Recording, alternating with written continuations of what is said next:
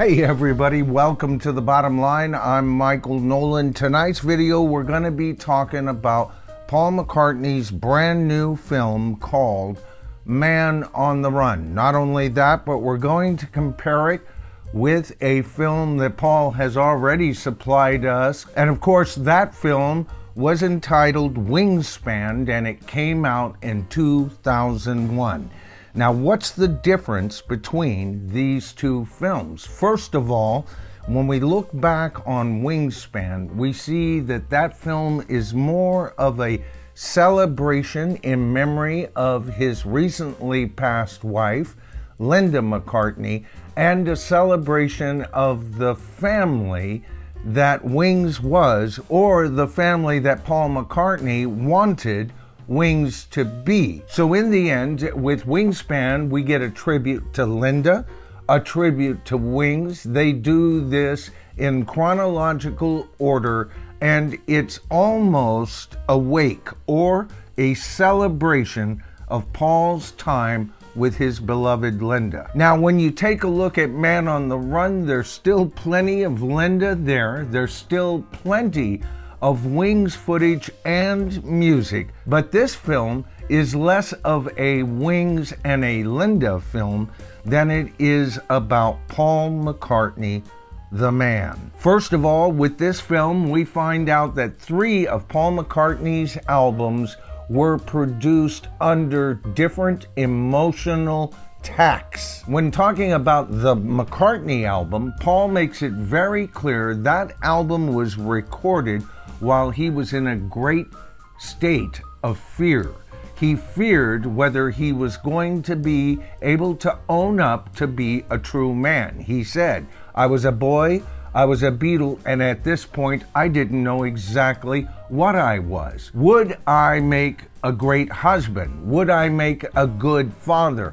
And a lot of the material, as a matter of fact, he states specifically that Maybe I'm Amazed was written totally out of fear. When you take into consideration other songs mentioning motor cars, handlebars, bicycles for two, all the things that have been cast aside, along with songs like That Would Be Something, him imagining things beyond his control, the whole album takes on a different light. Then he says in the film that while he was recording Ram, that album was more of a celebration of the very things he feared, but he had openly embraced by that time. And then finally, the third album he mentioned was Band on the Run. Now, in this film, for the first time, we see and hear from former band members from Wings saying that everything wasn't always hunky-dory,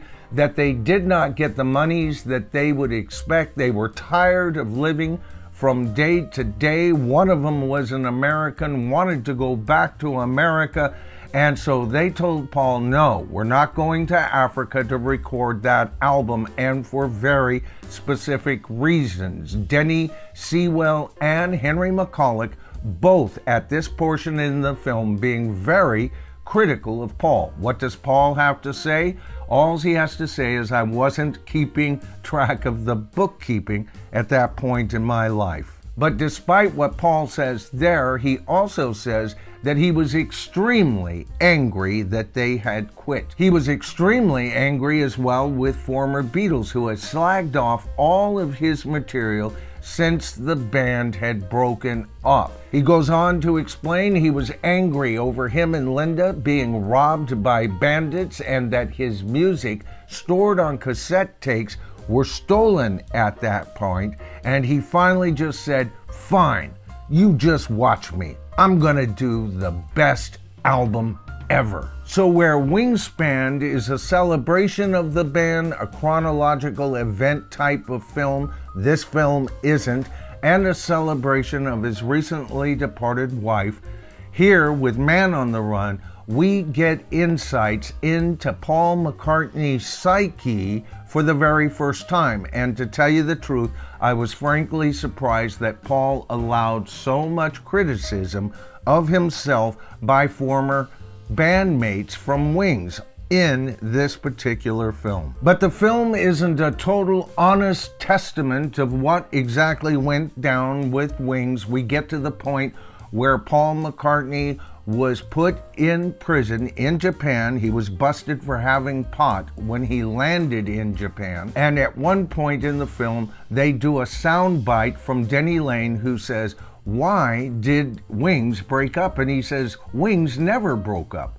We just didn't make another album." Of course, Denny goes on to say that we, and I think he was mainly talking about Paul McCartney himself and Linda, and we're still as tight as we've always been. The only problem with that, any true Beatle fan who's taken a look at the history also knows that Denny Laine did an interview where he heavily criticized Paul, and that was the end of that. All right. Now, Tug of War, Paul's album immediately after Wings, has a few of the Wing members on it, and the main reason is because Tug of War was always going to be the next Wings album. George Martin got involved in the project and said, "I'm not interested in producing another Wings album, but I would be interested in producing your next solo album."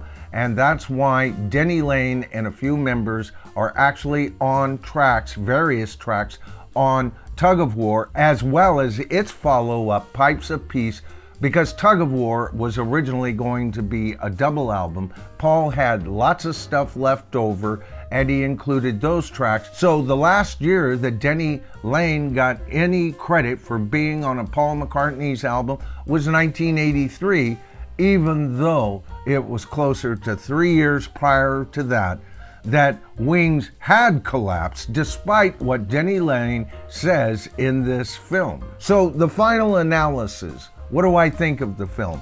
I think it's an important film. I think we see more of a real Paul, the real guy in this film than we ever have. But I also see him as hiding behind his own myth a bit, being very protective by what's allowed to be shown on screen, despite the fact that we get tons of former Wings member being fairly critical of Paul.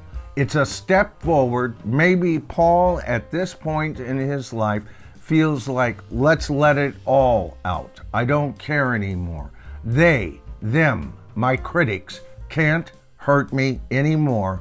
My legacy is secure. Which of these two movies do I like better? I can't answer that, folks. They're both fantastic documentaries in their own light. This one has supplied me more insight into Paul McCartney's personality and his personal beliefs than any documentary before. However, the tidiness and the wonderful story of Wingspan cannot be denied.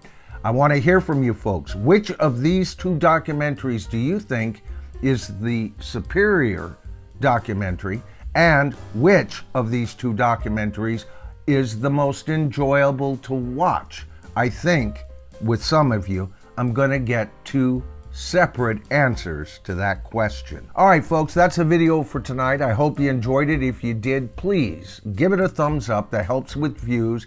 And if you haven't subscribed to this thing we call the Tribe just yet, it's so easy. All you have to do is hit that subscribe to the Tribe button, tap that top bell icon, and you'll be notified of all of my future videos. And by the way, if you haven't seen this film, you don't have to go to the theaters. It's viewable if you have Prime. So check it out, get back to me, and let me know what you guys think. But the main thing I want to hear from each and every one of you is, we are the Tribe.